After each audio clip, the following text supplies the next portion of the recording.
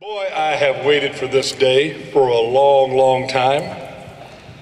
Fresno Falcons, welcome back home.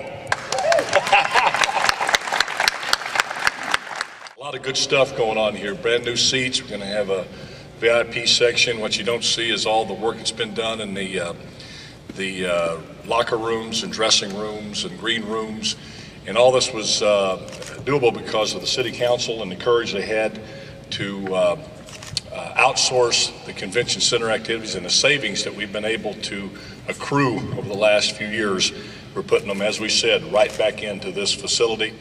Of the Legacy Downtown project, this is a project of over $40 million of mixed-use projects on a 4-acre site, which is the parking lot east of Selland Arena, along with 73,000 square feet of retail, residential, office space, as well as a public ice rink.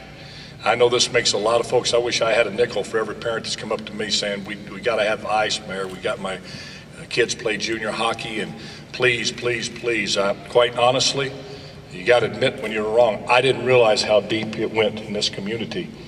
Fans of hockey, fans of skating in general, and I want to tell those folks that I got your message loud and clear, and thank you to Brian and Chris and the entire organization for this public ice rink.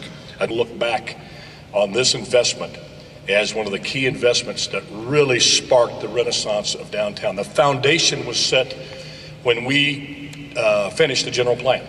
And again, I want to thank the council for having the courage to halt the growth, the strain and drain to the north, refocus back in and up and infill projects, and put with a goal of putting the downtown back in the center of the city, the heart of this city, where it's always belonged, and a strategy in which we veered from for 30 years.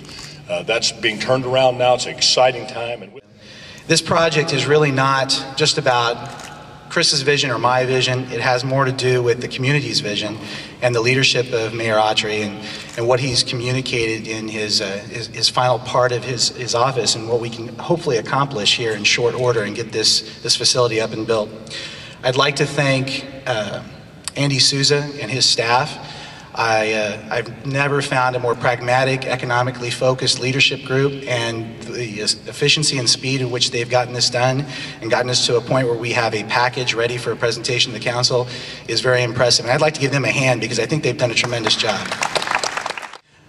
The vision here is truly about our community and our individual identity as families.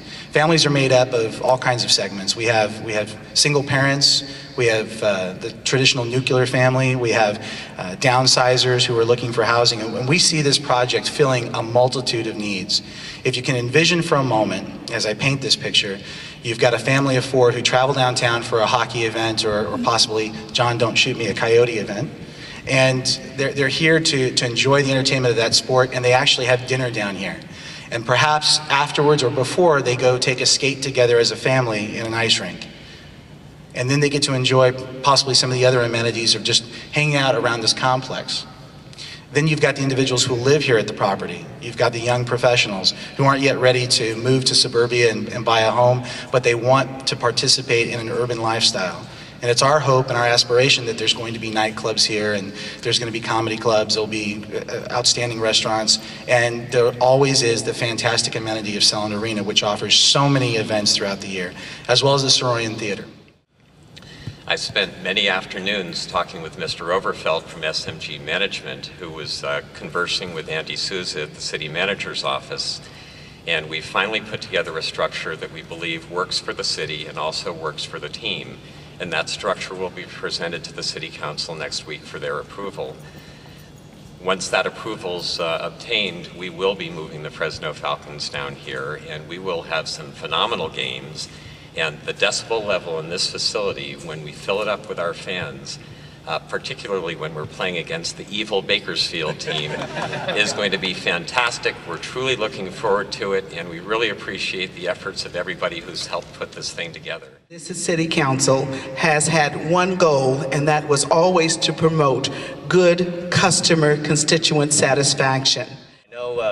I can remember a few years back when the Save Our Center was built, there were a lot of critics saying, well, Fresno isn't large enough to support 2 facilities like this. What's going to happen? And then, you know, shortly after the critics were out criticizing the city council and others in the community, a couple of our key tenants left.